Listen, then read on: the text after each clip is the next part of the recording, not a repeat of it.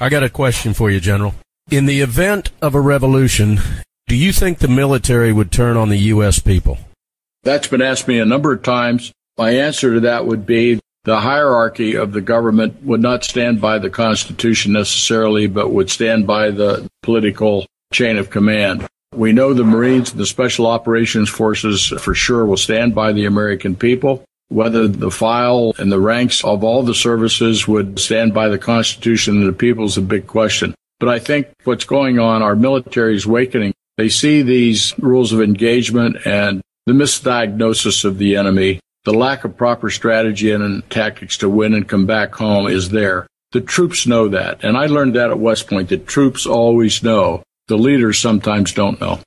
We've already had an attempted coup. When Ambassador Stevens was murdered, General Ham, at the time, he was the head of AFRICOM, was launching a rescue mission with commando troops. And Admiral Guyette, who was the commander of Carrier Task Force 3 in the area, he was providing surveillance, he was providing air cover and intelligence. Both men were arrested by their number 2. I don't know about the number 2 behind Guyette, but I was able to find out about the number 2 behind Ham. His name was Colonel Rodriguez. He was a member of the CIA. He stepped in and stopped this attempt. Now, the overall plan did not end there. And I want to talk about the significance of this. You've got the head of AFRICOM, and you've got the head of Carrier Task Force 3. You've got 2 of the top 4 military commanders in the region. And if you recall your history at that time, we were on the verge of taking on Syria and Iran. No pretenses. We were making noise. We were making provoking moves, trying to get the other side to punch us in the nose first so we could go in. So this was considered to be a war zone. And you had 2 of the top 4 military commanders conspiring to disobey a direct presidential directive to not intervene in Benghazi. Had Ambassador Stevens been rescued and the plot was able to be revealed for all to see, the Watergate of all time, if you will, that would have been the toppling of the Obama administration, hence a bloodless military coup that would have been carried out through legal impeachment and probably imprisonment of this president. With 264, and that's my latest count, of senior command military officers fired by the Obama administration, isn't it interesting that not one of them is going on Fox? Not one of them is writing a book. Not one of them is trying to cash in on their fame and fortune as a general and trying to basically make political hay against this president. They're strangely quiet because they're joining a movement. But before a coup can be initiated, Obama is going to initiate his own false flag, and then the games are going to begin. Last May, Treasury Secretary Jack Lew came out and said, we're going to take some federal retirement accounts for protective purposes, take the money for safekeeping, and eventually we'll just give it back. Move forward into last year, we got confirmation that MF Global will never be punished in terms of what John Corzine did, because that follows that principle of 90% of the law is your own possession of that money. The principle has been set. With the stroke of a pen, we've seen almost 18% of the economy under the Affordable Care Act transitioning into control by the government, control of small business functioning, control of who your doctor is, control of all prices related to health care. MIRA, coming on the heels of the Affordable Care Act, will follow the same pattern. And what we're going to see is there's going to be a crisis, and then there's going to be the rollout of mandatory MIRA, and the governments who are broke are going to take more and more of our money.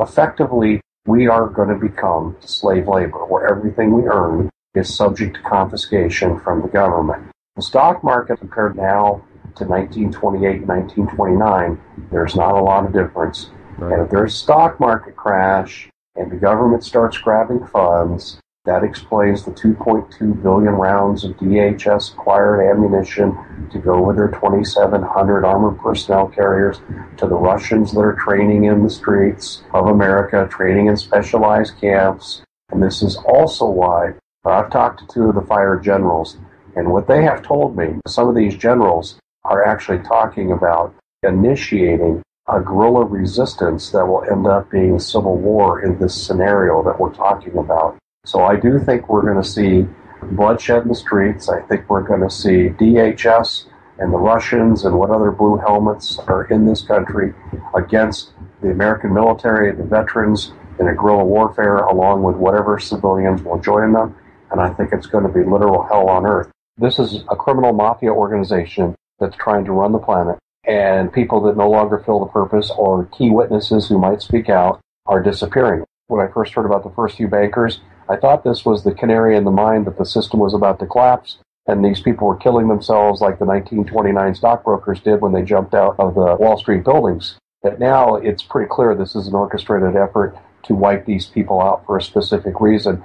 Somewhere between about 450 and 500 top-level bankers have left the United States. The bankers don't want to be in the countries where there's going to be turmoil. So they're going to less invasive places of safety and solitude. The other bankers that we're seeing die now are bankers that if this thing rolls up badly and we see court actions, if the people win, who could testify against me, this is why these bankers are being eliminated. This is evidence tampering through murder. Why are they killing the bankers if it's about evidence tampering to keep them from talking? Is there a counteraction that's coming? Are they worried about losing a civil war? Are they worried that someday there's going to be a Nuremberg trial for bankers? If we're not one of their bankster employees, carry out their acts of heinous enslavement of this country, we are all felons. You have the BIAC report, you have the Connecticut actions, we are all terrorists. You're either with the Constitution or you're with the enslavers. And that's really what this comes down to. Mr. Estevez, in the NPR investigation of the 1033 program, they list that 12,000 bayonets have been given out. What purpose are bayonets being given out for? Senator, bayonets are available under the program. I can't answer what a local police force would need a bayonet. I can give you an answer, none. So what's President Obama's administration's position on handing out bayonets to the police force? It's on your list. You guys create the list. You're going to take it off the list. We're going to keep doing it. We are going to look at what we are providing under the administration's review of all these programs. So it's unclear at this point whether President Obama approves of 12,000 bayonets being given out. I would think you can make that decision last week. I think we need to review all the equipment that we're providing, Senator. And as I said, we, the Department of Defense, do not push any of this equipment on any police force. The states decide what they need. My understanding is that you have the ability to decide what equipment is given out and what equipment is not given out. If you decided tomorrow, if President Obama decided tomorrow that mine-resistant ambush protection 20-ton vehicles are not appropriate for cities in the United States, he could decide tomorrow to take it off the list. You could decide this tomorrow. My question is, what is the administration's opinion on giving out mine-resistant ambush protection 20-ton vehicles to towns across America? Are you for it or against it? Obviously, we do it, Senator. We're going to look at that. I will also give you anecdotes for mine-resistant ambush-protected vehicles of protected police forces in shootouts. But we've already been told they're only supposed to be used for terrorism, right? Isn't that what the rule is? Our rule is for counter-drug, which could have been the shootout. I'd have to look at the incident. Counter-narcotics, counter-terrorism. I guess the point I wish to make is that these are fairly simple problems, and common sense applied years ago. We could have fixed these. We're going to maybe fix them, although I have my doubts because I've seen rarely anything ever fixed in government. I find these decisions to be very easy to make. You just shouldn't be giving out mine-resistant vehicles. Bayonets, there's no excuse. I don't understand why we have to get together and have a study for months to decide bayonets are inappropriate to be giving out. I can't imagine any use for a bayonet in an urban setting. The militarization of police is something that has gotten so far out of control, and we've allowed it to descend along with not a great protection of our civil liberties as well. We say we're going to do this. It's okay if it's for drugs. Well, look at the instances of what have happened in recent times. The instance in Georgia just a couple of months ago of an infant in a crib getting a percussion grenade thrown in through a window in a no-knock raid. Turns out the infant obviously wasn't involved in the drug trade, but neither was even the infant's family. Happened to be in the wrong place at the wrong time. No one's even been indicted on this. So really, this is crazy out of control, and giving military equipment and with the breakdown of the whole idea of due process, of no-knock raids and not having judges issue warrants anymore, you can see how this gets out of control, and people are very concerned with what is going on here. And I see the response so far to be lackluster, and I hope you will do a more complete job in trying to fix this. Thank you. Who are you? I know who I am. I know what I stand for. And this country is in jeopardy under Muslim Brotherhood, under an administration that's leaking information to the enemy, under communism. Right now, I want to get behind somebody, but the thing is, there's nobody there saying it loud, talking about the Constitution, talking about America, and the abuses and usurpations that are going on around the world. I want to get behind a leader who wants to lead. I know what I'm fighting against right now. I don't know who I'm fighting for. Look at the Middle East. It's over 30-some countries who are protesting violently against us. They're saying, death to America. There's Occupy groups over there. If you see the consulate in Benghazi on the wall, you see ACAB. That's American Occupy groups from here, over there. In that compound, you'll see it on the wall with that ripped American flag. You see the French anarchist mask. There's a lot of people out there who don't want the American ethos to survive, to live. Our government does not believe in you. They do not believe in the American people, and we are the only thing left that is standing for what America was born upon. Rugged individualism, American exceptionalism.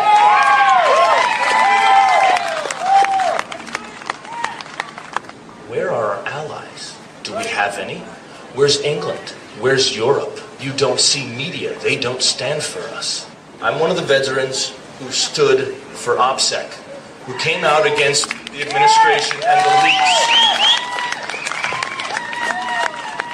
And all of the information that has been coming out even before the Osama bin Laden raid, are they using us for a political ploy? Yes.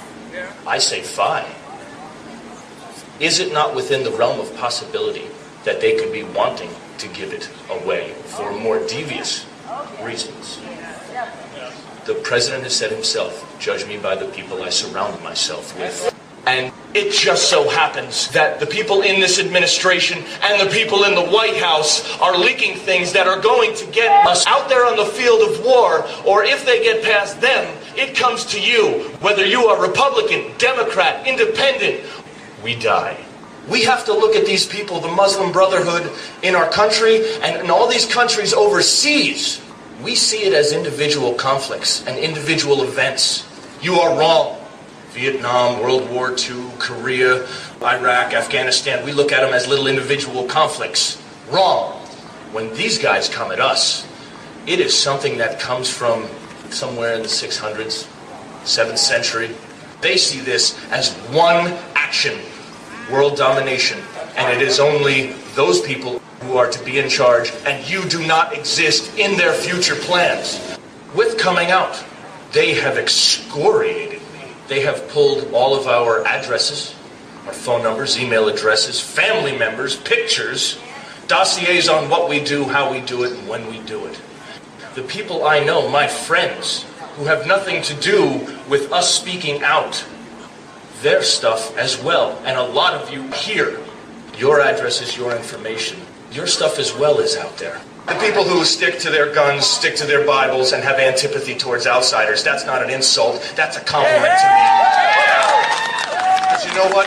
You earn my trust, you earn my respect, and damn it, you better fight for it.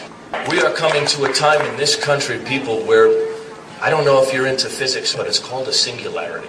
It's something that nobody understands, can see, and you call it it. What is it? Something's coming. Everyone feels something in your chest. Do you feel rage? Do you feel uncomfortable? That's it.